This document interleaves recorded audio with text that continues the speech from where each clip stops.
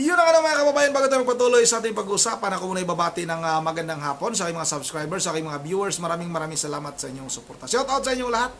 Yun ang mga kababayan, Senador Rodante Marcolita ay hindi na naitago pa yung pagkainis kay Vice na walang ganda, mga kababayan. Strike to na, may pangalawang banat na naman.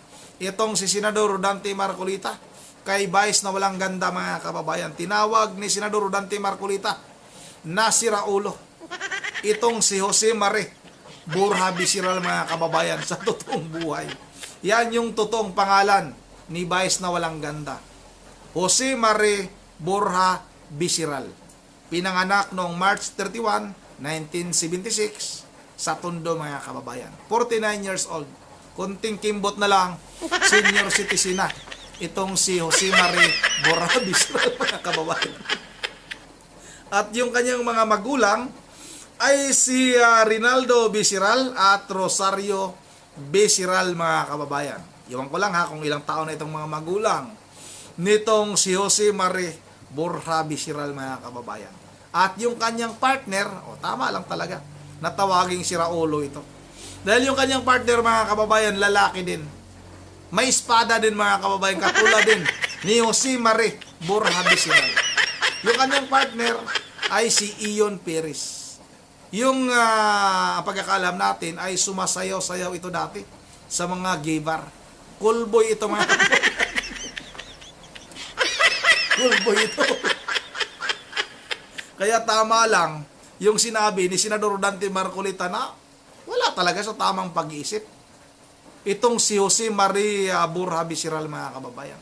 O bakit ayaw gamitin ni Jose Mari Borja Bisiral, mga kababayan, yung kanyang mga magulang para magpapatawa siya, para gamitin niya, para mapatawan niya yung kanyang mga manonood. Bakit kailangan niya pang gumamit ng ibang tao, yung ibang mga personalidad na sikat? Bakit kailangan niya pang gamitin? Para mapatawan niya yung kanyang mga manonood. Kasi nga, mga kababayan, hindi niya makuhang mapatawa yung kanyang mga manonood kung hindi sikat yung kanyang kukutyain. Ganon ang paraan nitong si Jose Mari Borja Bisiral, mga kababayan. O ito na, wag na natin itong patagalin. Sabay-sabay na natin itong panoorin. Nasaan ba yon? Ito na. Yun. Gamit ka ng mga, alam nila, sikat na tao yun eh. Sikat. Influencer. Basta alam lang nila sikat yung tao. Hindi na nila iniisip kung sira ulo yun o hindi. Di ba? Oo nga, tama. Okay, isipin, ang kanyang gawain magpatawa. Okay naman yun. Marami naman tayong komedya. Maraming komedyante. Nakita mo naman yung mga institusyon sa komedya. Dolphy. King of comedy. Sino ang makikipagdebate na yung mga tao ngayon nakapagbigay ng talagang kasiyahan, pagpapasaya sa marami nating kababayan? Lalong-lalo na sa kahirapan ng buhay, di ba? Panchito, di ba? Aping Daldal, Chiquito, marami. Hindi. Pagpapasaya, isang lehitimong gawain, isang lehitimong profesyon. At talaga namang kailangan ng isang lipunan. Alam mo naman, puro lang tayo kalungkutan naman. Hindi naman pa pwede yun. Wala bang, di ba? Oo. Pero kapag gumawa ka ng isang bagay, pinilit mong magpatawa, para alipustahin mo ang kapwa mo. At the expense of others. Di ba? Pangalipusta, panlalait. Nasa tamang pag-iisip ba yung tao na yun, Nelson? Parang binanggit nyo kanina, parang Pareto. Ikaw lang sumaya. Pero yung isa ay pinalungkot mo. Hindi, malayo ang Pareto ron eh. Meron doktrina pa yun, kaya ayoko na lang palawakin. Ang ibig ko sabihin doon, kung talagang ang gawain, kung talagang legitimate, ba't di ka ba makakapagpatawa nang hindi ka mga alipusta ng kapwa mo? Siguro pwedeng tanungin eh. Wala bang kamag-anak yun na magpapayo sa kanya? Yung talagang tunay na kamag-anak. Kaibigan. Kaibigan kaya. Nakakaawa eh. Di ba? Sino bang tao ang masasabi mo? Nakakaawa ka daw, ha? Jose Mari Borja Bisiral. Ayon kay Senador Rodante Marcolita, siyempre, mga kababayan, totoo yan. Nakakaawa talaga yung ganitong klaseng tao kasi hindi nila alam kung ano ba talaga sila. So katulad na lang yan ha, yung kanyang partner mga kababayan, lalaki. Masasabi ba natin na sa tamang pag-iisip, itong si Vice na walang ganda mga kababayan, tama. Wala sa tamang pag-iisip. Kasi nga, lalaki ka, tapos yung partner mo, lalaki din. O kayo, nasa tamang pag-iisip pa yung ganon. Alanganin kasi ang pagkatao nitong si Jose Marie Borja Bisiral mga kababayan. At yung kanyang paraan niya sa kanyang pagpapatawa, hindi naman natin talaga ito matawag na komedyante ito. Dahil yung ibang mga komedyante mga kababayan na napapanood natin ay hindi nila kailangan mang-alipusta ng mga personalidad na sikat para may mapatawa lang sila. Example na lang itong si Long Mejia mga kababayan. Pag nagsasalita si Long Mejia ay talagang magaling. Magaling magpatawa. Mataba yung utak. Samantalang itong si Vice na walang ganda o si Marie Borja Bisiral mga kababayan, kailangan talaga niyang gumamit ng ibang tao, yung mga sikat na personalidad, para may mapatawa lang siya. Maraming kinukutya na ito. O si Jessica Soho, kinukutya din ito. Tapos, si dating Pangulong Duterte. Pero nga ngayon mga kababayan, para siyang pinutakti ng mga DDS. Iwan ko lang kung malaya pa ba itong makakalabas diyan sa mga kanto-kanto mga kababayan dahil maraming nag-aabang na DDS na nito. Dahil nga maraming galit. Tapos hindi pa siya talaga nakontento, binanatan niya. Itong si Senador Dante Marcolita, mas lalong lumiit yung mundo nitong si Jose Maria Borja Bisiral mga kababayan. Vice na walang ganda. Paliit ng paliit yung mundong ginagalawan ng baklang kabayo na ito dahil sa kanyang pangungutya sa mga personalidad na gusto niyang gamitin sa kanyang hanap buhay mga kababayan. Ito patuloy natin ito. Muna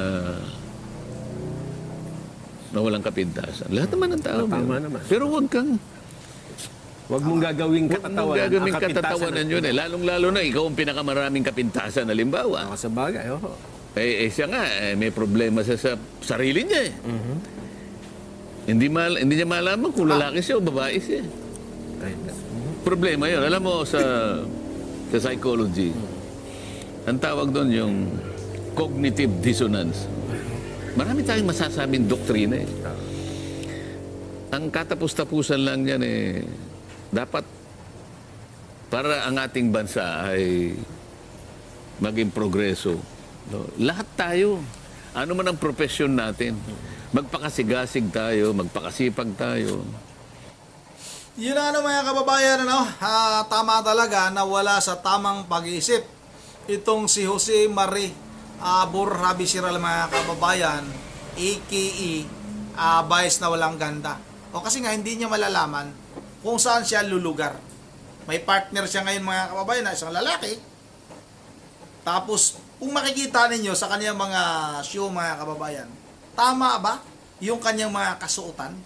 Tingnan ninyo kung anong naibigay o naibibigay na masamang impluensya nitong si Jose Marie Borja Bisiral mga kababayan. Kaya dumadami ngayon yung mga kabataan na lumihis ng landas dahil sa mga ganitong klase mga personalidad, na sikat na mga personalidad na lagi nilang nakikita dyan sa telebisyon, sa mga programa at ginagaya ng mga kabataan ng mga ito. Kasi nga, maraming humahanga, maraming nanonood na akala nila tama yung mga pinagsasabi ng tao na ito. Itong si Jose Marie Bisiral Borja, ano ba ito? Jose Marie Borja Bisiral mga kababayan. Masamang impluwensya ito. Ang ano nito, ang tawag nito, ang pag nagsasalita ito, para bang, ano bang tawag nito mga kababayan? Napakabastos. Bastos ito magsalita. nga, hindi talaga makuha nitong si Vice na walang ganda na magpatawa kung hindi siya gagamit ng ibang tao, ibang personalidad. O tingnan mo ngayon, itong si Senador Dante Marcolita, hindi na nakapagpigil pa. May pangalawang banat na naman sa'yo. At masakit ito dahil nga, tinawag kang wala sa tamang pag-iisip. Sira ulo.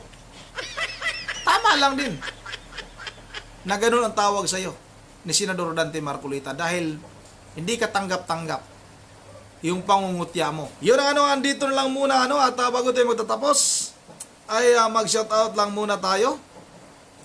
Shoutout tayo kay Ma'am Joyce ng Japan. Kumusta na Ma'am Joyce? Magaling na po ba kayo? Magaling po kayo Ma'am Joyce. Shoutout na rin kay Ma'am Idisa Borbi. Binastos din yan si Jessica Soho. Tama, binastos din. Talagang bastos talaga yan. Shoutout na rin kay dito tayo, di ko makikita masyado. Shoutout na rin kay Mabors. Shoutout na rin kay Kanto Cheese Itiit, Number J, Religious ng Pulian Blacan. Sa kanyang mga apo, si Coco, si Dion, at saka si Yuri, at saka si Sagi. Ma'am Susan Sibinitsik, shoutout. Kay Timoteo Balingit, shoutout. Kay Dante Ispanilla, shoutout. Kay Arnel Porillo, shoutout. Kay Isayas Garcia, shoutout idol. Kay Antonita Tunavia, shoutout. At kay Roger Tayo. Yun ang dito lang, Florencia Junior, shoutout sa iyo idol. At hanggang dito lang, medyo napaos na ako At hanggang dito lang muna once again, this is Rondi TV mo. Ingat tayong lahat. God save the Philippines.